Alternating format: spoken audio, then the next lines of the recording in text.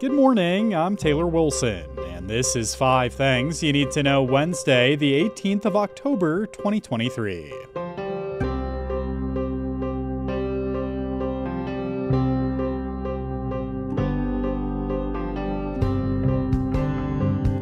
Today, Biden arrives in Israel, plus how to approach the sensitive conversations around the war in Israel and Gaza. And we have the latest from Washington as House Republicans work to find a new speaker.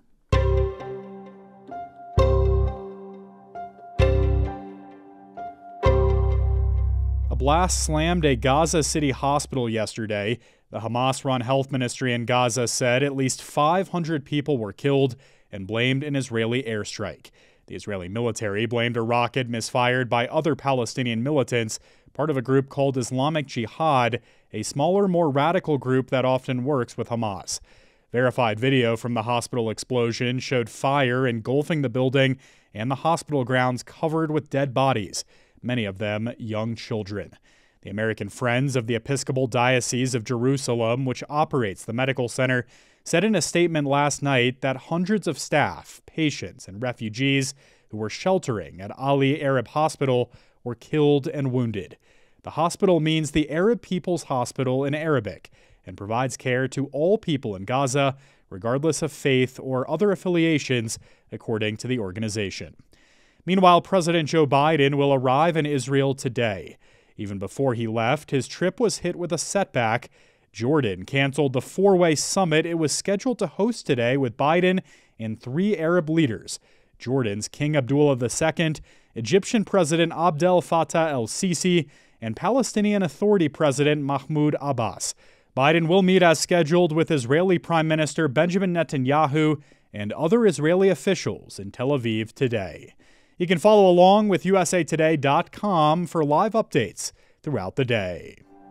The conflict in Israel and Gaza is nothing short of tragic, with so many innocent lives lost.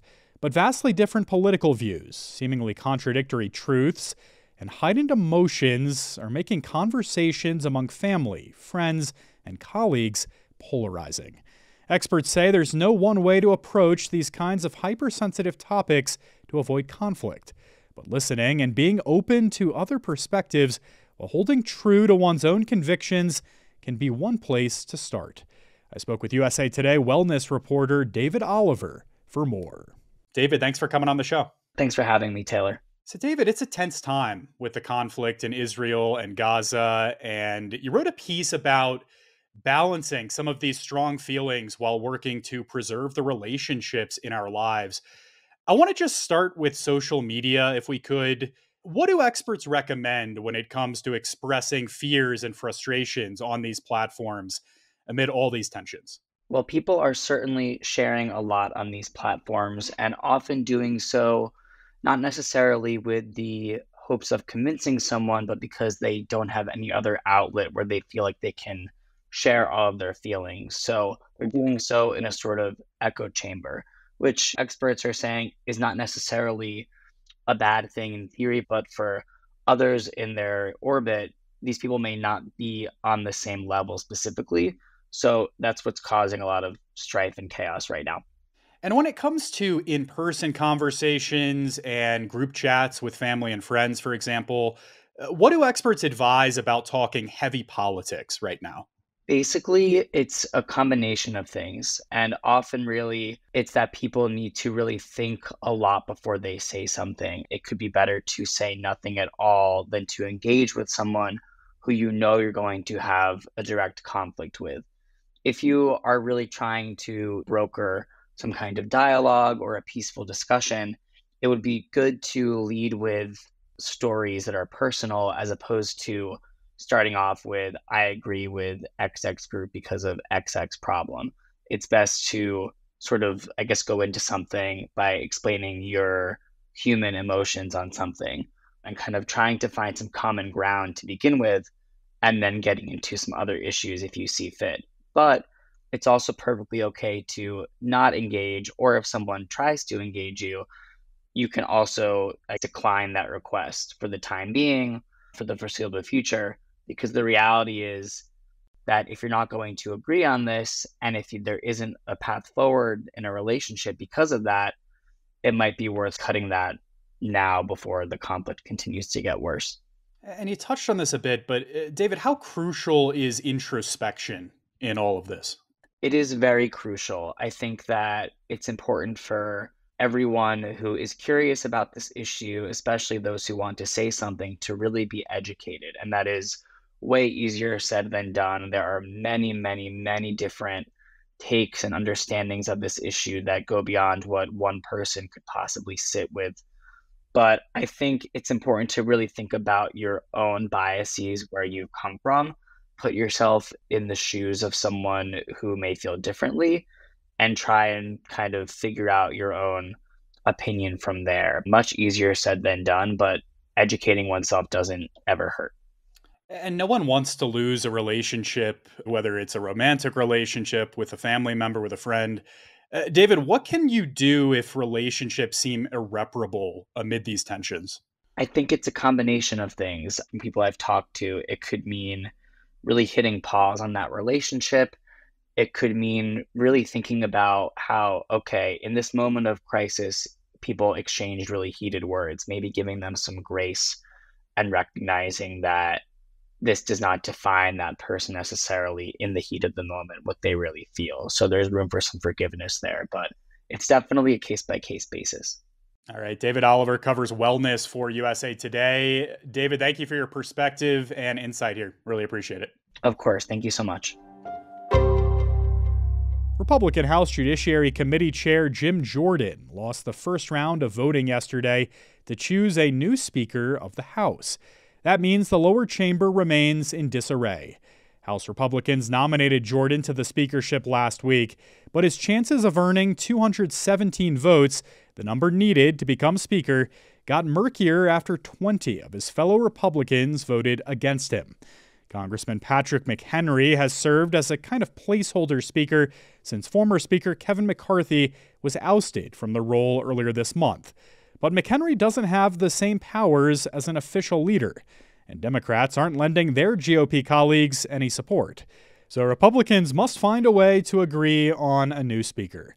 Congressman Jim Jordan told reporters yesterday that the next Speaker vote will be held this morning at 11 a.m. Eastern Time.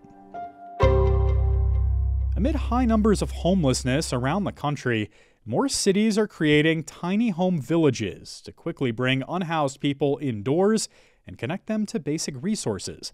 I spoke with USA Today poverty and social services reporter and former Five Things co-host Claire Thornton to learn more.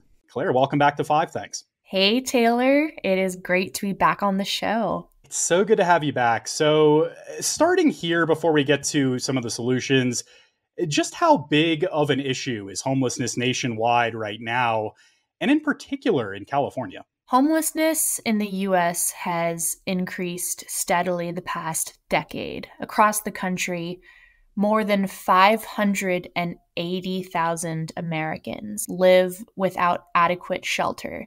They live outside, in tents, in vehicles, in buildings that are not fit for human habitation, and homeless shelters. About a third of unhoused Americans are in California alone. And the problem is so huge because a rising tide of evictions and increases in rent that we've seen in the past couple of years mean that more people are entering into homelessness every day. And Claire, you wrote about tiny homes as a possible option here. What are tiny home villages and how might they offer a solution on this? These tiny home villages are government officials' attempt to move people from unsanctioned tent encampments into sanctioned communities where unhoused people can have a little bit more dignity, according to city leaders and state leaders.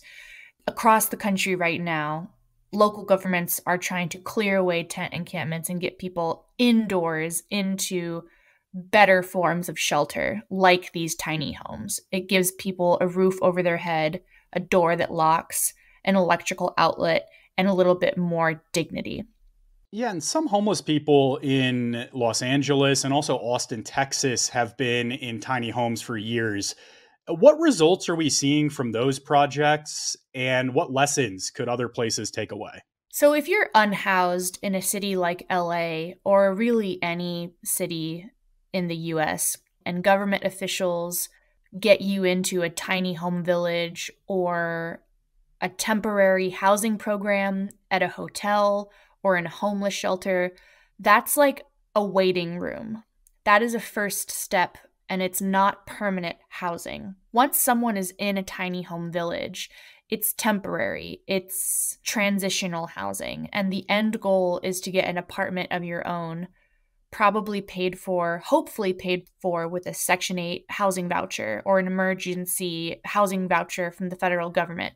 But that's actually very hard to secure. It's not easy. It takes a lot of time, a lot of bureaucracy, and so a lot of people who end up in tiny home villages don't have a clear path out. Claire Thornton with some great insight for us on a growing issue nationwide. Thank you, Claire. Thank you, Taylor.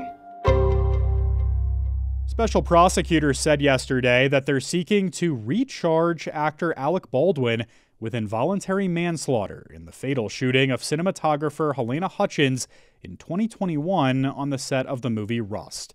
Prosecutors Kerry Morrissey and Jason Lewis, based in New Mexico, where the shooting took place, said they'll present evidence to grand jury within the next 2 months, noting that additional facts have come to light. Baldwin, a co-producer of the film, was pointing a gun at Hutchins during rehearsal on set outside Santa Fe when the gun went off, killing her and injuring director Joel Souza.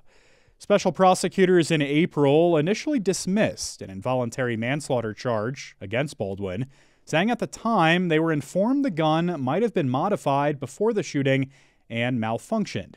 They later pivoted and began weighing whether to refile a charge against Baldwin after receiving a new analysis of the gun. And before we go, are you one of millions of people who struggle with getting a good night's sleep? USA Today national correspondent Mark Ramirez is talking to folks around the country about why they're losing sleep and what can be done about it. If you're interested in being part of our reporting, please write to us with your name and your best contact at mramirez@usatoday.com. We'll put a link in today's show notes and maybe in touch. And thanks for listening to 5 Things. You can find us 7 mornings a week on Google Podcasts, Apple Podcasts, Amazon Music, Spotify, or wherever you get your audio. If you have any comments, you can reach us at podcasts@usatoday.com. I'm Taylor Wilson, back tomorrow with more of 5 Things from USA Today.